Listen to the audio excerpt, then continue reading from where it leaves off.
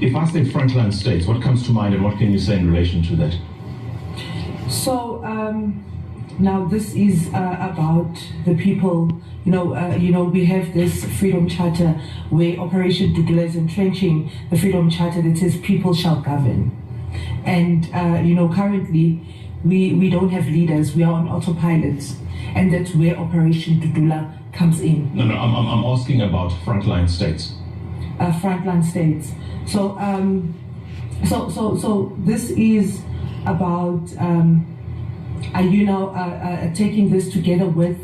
If I say to you frontline states, from a historical perspective, what comes to mind as we have this conversation? The frontline states, I would believe it's about the people in power. He obviously is a frontline state. Okay. She obviously doesn't know what. Troops from Zimbabwe on patrol in Mozambique. The frontline states are in peril. Their economic arteries under threat from sabotage by South Africa. Tonight, This Week examines the price of sanctions in the corridor of power.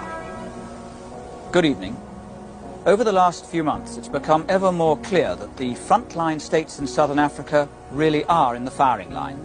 Nations like Zimbabwe and Mozambique have committed themselves to sanctions against apartheid, but today their very survival as independent states is dependent upon South Africa. You probably have seen this video over and over again, but I thought to myself, maybe we actually need to educate each other about these topics, about our history as Africans, as neighboring countries. That doesn't justify the immigration crisis, but at least let us have the conversation and teach each other what happened in our past between our own countries, between these neighboring countries in the Southern African hemisphere.